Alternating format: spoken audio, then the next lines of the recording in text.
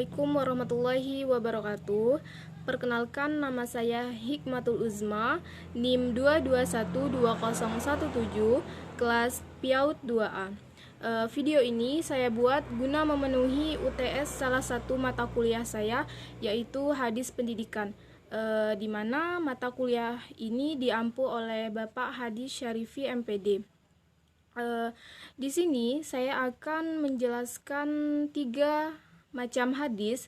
Yang pertama tentang hadis kewajiban belajar mengajar, yang kedua hadis tentang tujuan pendidikan, dan yang ketiga hadis tentang lingkungan pendidikan.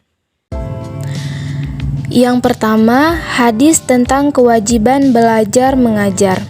Hadis tentang kewajiban belajar mengajar terbagi menjadi 2. Yang pertama, hadis tentang kewajiban belajar, dan kedua, hadis tentang kewajiban mengajar. Hadis tentang kewajiban belajar yang berbunyi, "Thalabul ilmi fardhatun 'ala kullil muslimin", yang artinya mencari ilmu itu hukumnya wajib bagi muslimin. Hadis riwayat Ibnu Abdil Bari. Hadis ini menjelaskan bahwa menuntut ilmu itu diwajibkan bukan saja kepada laki-laki, juga kepada perempuan. Tidak ada perbedaan bagi laki-laki ataupun perempuan dalam mencari ilmu. Semuanya wajib, hanya saja bahwa dalam mencari ilmu itu harus tetap sesuai dengan ketentuan Islam. Adapun hadis tentang kewajiban mengajar yang berbunyi, "Balighu anni walau ayatan", yang artinya sampaikanlah dariku walau hanya 1 ayat. Hadis riwayat Bukhari. Hadis ini menjelaskan bahwa orang yang sudah belajar suatu ilmu, maka sudah ada kewajiban bagi dirinya untuk menyampaikan kepada orang lain. Kemudian dipertegaskan lagi bahwa ilmu yang disampaikan itu haruslah ilmu yang baik, yaitu yang dapat memberikan manfaat kepada orang lain. Bagaimana orang lain bisa mendapatkan ilmu dan kemudian mengamalkan ilmu tersebut sehingga menjadi pahala jariah, bukan malah sebaliknya mengajarkan ilmu yang membuat kita jauh dari rahmat Allah dan mendapatkan dosa jariah. Yang kedua, hadis tentang tujuan pendidikan. Tujuan pendidikan dalam Islam adalah kesempurnaan manusia di dunia dan di akhirat. Manusia dapat mencapai kesempurnaan melalui ilmu untuk memberikan kebahagiaan di dunia dan sebagai jalan mendekatkan diri kepada Allah.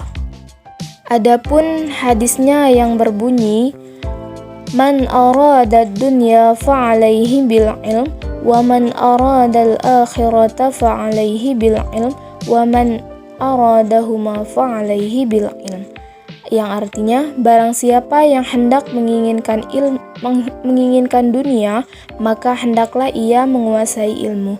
Barang siapa menginginkan akhirat, hendaklah ia menguasai ilmu. Dan barang siapa yang menginginkan keduanya, hendaklah ia menguasai ilmu.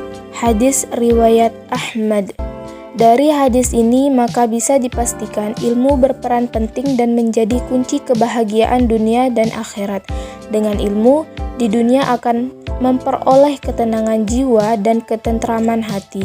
Dengan ilmu, di akhirat kita akan memperoleh surganya Allah. Jadi sudah jelas bahwa hadis di atas menjelaskan tujuan pendidikan adalah untuk mendapatkan ilmu, dan dengan ilmu kita akan mendapatkan dunia dan di akhirat. Yang terakhir, hadis tentang lingkungan pendidikan. Hadis tentang lingkungan pendidikan terbagi menjadi 3, yaitu lingkungan keluarga, lingkungan sekolah, dan lingkungan masyarakat. Hadis tentang lingkungan keluarga yang berbunyi, "Kullu mauludin yuladu 'alal fitrah fa'abawahu yuhawidanihi aw yumajisanihi aw yunassiranihi", yang artinya setiap anak yang dilahirkan di atas fitrah. Kedua orang tuanya lah yang menjadikan Yahudi, Masuji, dan Nasrani. Fitrah yang disebut dalam hadis ini adalah potensi. Potensi adalah kemampuan. Jadi fitrah yang dimaksud di sini adalah pembawaan. Ayah dan ibu dalam hadis ini adalah lingkungan sebagaimana yang disebutkan oleh para ahli pendidikan. Kedua-duanya, pembawaan dan lingkungan itulah menurut hadis tersebut yang menentukan perkembangan seseorang. Selanjutnya, lingkungan sekolah. Sekolah atau dalam Islam sering disebut madrasah merupakan lembaga pendidikan formal juga menentukan pembentukan kepribadian anak didik yang islami. Bahkan sekolah bisa disebut sebagai lembaga pendidikan kedua yang berperan dalam mendidik peserta didik. Hal ini cukup beralasan mengingat bahwa sekolah merupakan tempat khusus dalam menuntut berbagai ilmu pengetahuan.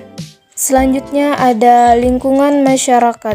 Masyarakat sebagai lembaga pendidikan nonformal juga menjadi bagian penting dalam proses pendidikan, tetapi tidak mengikuti peraturan-peraturan yang tetap dan ketat.